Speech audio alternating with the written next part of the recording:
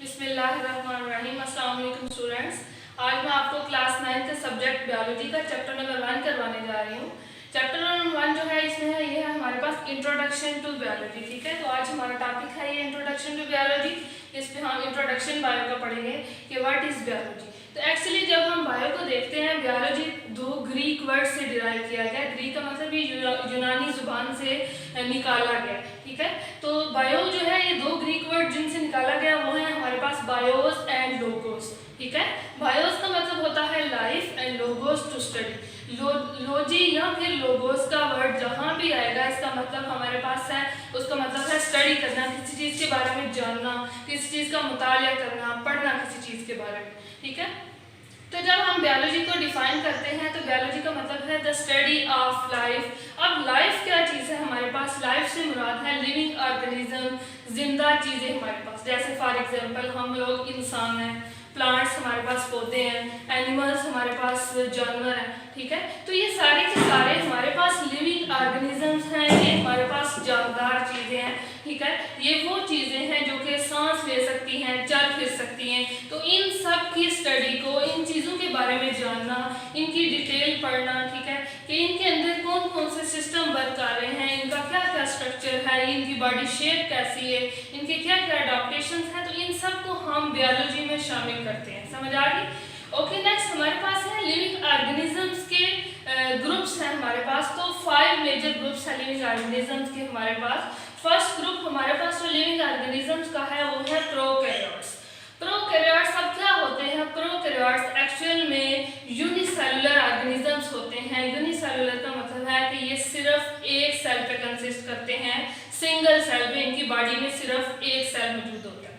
ठीक है, इसके अलावा ये जो प्रोकैरियोट्स होते हैं इनकी बॉडी में कोई प्रॉपर न्यूक्लियस मौजूद नहीं होता, नो डिस्टिंक्ट न्यूक्लियस। ठीक है, इसका मतलब है प्रोकैरियोट्स में हम एग्जांपल शामिल करते हैं बैक्टीरिया की। जैसे ये डायग्राम आपको एक नजर आ रही है। ठीक है, तो ये बैक्टीरियल सेल एक प्रोकैरियोटिक सेल है, उसकी डायग्राम है हमारे पास। तो ये देखें, इसमें इसका जेनेटिक मटेरियल जो कि इसका डीएनए है, इसका क्रोमोसोम है, इसमें इसके सराउंडिंग में, इसके इर्द गिर्द कोई प्रॉपर न्यूक्लियर मेम्ब्रेन मौजूद नहीं है, क्योंकि इसमें न्यूक्लियस मौजूद नहीं होता।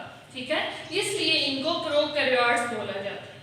नेक्स्ट हमारे पास सेकंड कैटेगरी आती है प्रोटिस्ट। प्रोटिस्ट ऐसे ऑर्गेनिजम्स होते हैं जो यूनिसेलुलर है। यूनिसेलुलर मतलब कि उनमें सिर्फ एक सेल मौजूद होता है, या फिर ये मल्टी सेलुलर भी हो सकते हैं, एक से ज्यादा सेल्स पे भी मुश्तमिल हो सकते हैं। इनमें प्रॉपर न्यूक्लियस मौजूद होता है। एग्जाम्पल हम इसमें शामिल करते हैं पैरामीशियम की।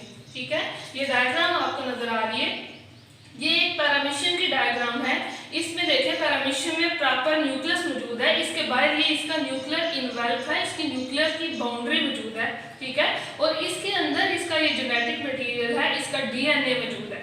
तो इसलिए इसको ये हम कहते हैं ये इनमें प्रॉपर न्यूक्लियस है, इसलिए इनको प्रोटिस्ट बोला जाता है। नेक्स्ट हमारे पास लिविंग ऑर्गेनिजम्स की जो थर्ड कैटेगरी आती है वो है फंजाई। फंजाई एक्चुअल में हमारे पास मल्टी सेलुलर ऑर्गेनिजम्स होते हैं। मल्टी सेलुलर का मतलब है कि ये एक से ज्यादा सेल पे कंसिस्ट करते हैं।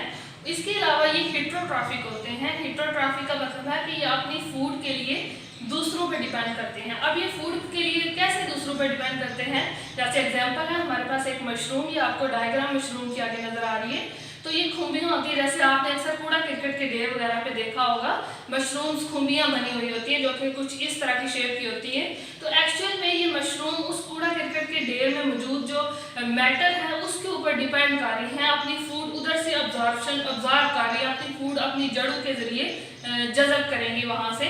तो ये फंजाई हमारे पास मल्टी सेलुलर भी है, हेटेरोट्रॉफिक भी है, और मशरूम हम इसकी एग्जाम्पल शामिल करते हैं। फोर्थ कैटेगरी हमारे पास आती है प्लांट्स की। प्लांट्स जो है ये हमारे पास मल्टी सेलुलर ऑर्गेनिजम्स हैं। मल्टी सेलुलर का मतलब है ये एक से ज्यादा सेल पे कंसिस्ट करते हैं। इसके अलावा ये ऑटोट्रॉफ्स होते हैं। ऑटो का मतलब होता है खुद, ऑटोट्रॉफ्स मतलब ये अपनी फूड खुद बनाते हैं। ठीक है, अब ये फूड अपनी खुद कैसे बनाते हैं? Photosynthesis. Photo mean light and synthesis banana, light की प्रेजेंस, लाइट की मौजूदगी में किसी चीज को बनाना। तो ये प्लांट्स जो है अपनी फूड फोटोसिंथेसिस के जरिए अपनी फूड जो है वो लाइट, सन लाइट की मौजूदगी मौजूदगी में बनाते हैं, प्रिपेयर करते हैं। जैसे एग्जांपल है हमारे पास एक मस्टर्ड प्लांट, इसके अलावा बाकी जितने भी पौधे हैं हमारे पास, रोज प्लांट, गुलाब का पौधा आ जाता है, तो ये सारे घरों में आपने अक्सर देखे हैं। तो ये सारे के सारे हमारे पास ये जो प्लांट्स हैं ये इस कैटेगरी में, लिविंग ऑर्गेनिज्म के इस ग्रुप में शामिल किए जाते हैं, क्योंकि ये अपनी फूड खुद बना रहे हैं और ये मल्टी सेलुलर हैं, एक से ज्यादा सेल पर कंसिस्ट कर रहे हैं, मुश्तमिल है। 5 कैटेगरी हमारे पास लिविंग ऑर्गेनिज्म की आती है एनिमल्स, जानवर। आपने अक्सर घरों में भी आपने जानवर रखे हुए हैं, तो ये मल्टी सेलुलर होते हैं। इनकी बॉडी जब हम देखते हैं एक से ज्यादा सेल पे कंसिस्ट करती है। ये हेटेरोट्रॉफ होते हैं। हेटेरोट्रॉफ का मतलब है कि ये अपनी फूड खुद नहीं बनाते, बल्कि अपनी फूड के लिए दूसरों पे डिपेंड करते हैं, दूसरों पे इंतजार करते हैं। फॉर एग्जाम्पल हमारे पास एग्जाम्पल है फ्रॉग। आपने मेंढक को अक्सर देखा होगा, तो वो छोटे मोटे कीड़े मकोड़े खा रहा होता है। तो वो जो छोटे मोटे कीड़े मकोड़े खा रहा है, तो इसका मतलब फ्रॉग अपनी फूड के लिए, अपनी खुराक के लिए दूसरों पे डिपेंड कर रहा है, दूसरों को खा रहा है, ठीक है। तो ये फ्रॉग जो है हमारे पास किस कैटेगरी में आएगा? एनिमल्स। नेक्स्ट हमारे पास आ जाते हैं मेजर सब डिविजन्स बायोलॉजी की, कि बायो की कौन कौन सी मेजर सब डिविजन्स हैं। हमारे पास बायो की 3 मेजर सब डिविजन्स हैं, botany, zoology and microbiology. One by one हम इनको देखेंगे। बॉटनी नंबर 1 हमारे पास, इसमें हम देखते हैं प्लांट्स को। Study of plant is called botany.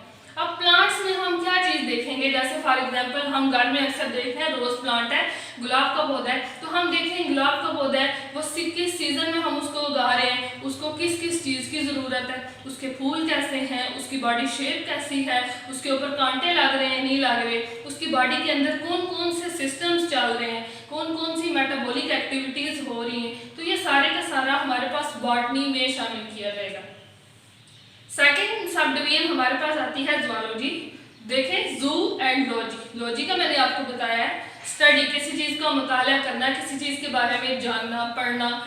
तो ज़ूलॉजी है हमारे पास जू एनिमल्स, एनिमल्स के बारे में जानना, उनके बारे में पढ़ना, ठीक है। For example frog, again example दे रही हूँ। फ्रॉग है, कहाँ रहता है, कब उसकी रिप्रोडक्शन होती है, क्या खाता पीता है, उसके अंदर कौन कौन से सिस्टम्स हैं, ये सारे का सारा हम किस में शामिल करेंगे? ज़ूलॉजी। ये ज़ूलॉजी में हमारे पास अब कौन कौन से ऑर्गेनिज्म शामिल किए जाते हैं। जैसे आप घर में आपने भैंस रखी हुई है, गाय रखी है, बकरियां रखी हुई हैं, तो ये सारे के सारे ये एनिमल्स हैं। इन सब की स्टडी को हम ज़ूलॉजी में शामिल करेंगे। इसके अलावा हम लोग इंसान है, तो इंसान ह्यूमंस की स्टडी को भी हम किस में शामिल करेंगे? ज़ूलॉजी में। कि ह्यूमंस जो हैं इनमें कौन कौन से सिस्टम्स हैं, जैसे हमारा नर्वस सिस्टम है, हमारा ब्रेन, हमारा दिमाग कैसे काम कर रहा है, हमारी बॉडी के अंदर हार्ट, दिल मौजूद है, कैसे ब्लड को पंप कर रहा है, इसके अलावा हमारी बॉडी के अंदर कौन कौन से ऑर्गन्स मौजूद हैं, उनका क्या क्या फंक्शन है, तो इन सब को हम ज़ूलॉजी में स्टडी करेंगे। देन हमारे पास आ जाती है थर्ड सब डिवीजन, जो कि है माइक्रोबायोलॉजी। तो अब देखिए इसमें 2 वर्ड है, माइक्रो एंड बायोलॉजी। माइक्रो का मतलब होता है स्मॉल, स्मॉल मतलब कि वो ऑर्गेनिजम्स जो कि हमें खुद नजर नहीं आते, माइक्रो ऑर्गेनिजम्स उनको बोला जाएगा। वो ऑर्गेनिज्म जो हमें अपनी नेक आइज से, अपनी नंगी आंख से नजर नहीं आ रहे, बल्कि उन ऑर्गेनिजम्स को हमें देखने के लिए माइक्रोस्कोप की हेल्प लेना पड़ती है, ताकि वो माइक्रोस्कोप उन ऑर्गेनिज्म का साइज हमें बड़ा करके दिखाए। फॉर एग्जांपल हमारे पास जैसे बैक्टीरिया, आपके इर्द गिर्द बेशुमार बैक्टीरिया मौजूद है, आपको नजर नहीं आ रहे, माइक्रोस्कोप की हेल्प से आपको नजर आएंगे। वायरसेस हैं, इसके अलावा फंजाई है, आजकल के आप देखें कोरोना वायरस है, तो आपको वायरस ये नजर नहीं आता है, ये माइक्रोस्कोपिक है, ऑर्गेनिज्म माइक्रोस्कोप की हेल्प से नजर आएगा, आपको इर्द गिर्द नजर नहीं आ रहा, ठीक है, लेकिन ये है एक वायरस, ठीक है, जो कि हम माइक्रोबायोलॉजी में शामिल करेंगे। इसी तरह फंजाई की भी कुछ कैटेगरीज ऐसी हैं जो कि हमारे पास माइक्रोस्कोपिक होती हैं, जिनको देखने के लिए हमें माइक्रोस्कोप की हेल्प लेना पड़ती है, ताकि वो साइज को क्या कर दे, बड़ा कर दे, ठीक है। थैंक यू, ये हमारा आज का लेक्चर।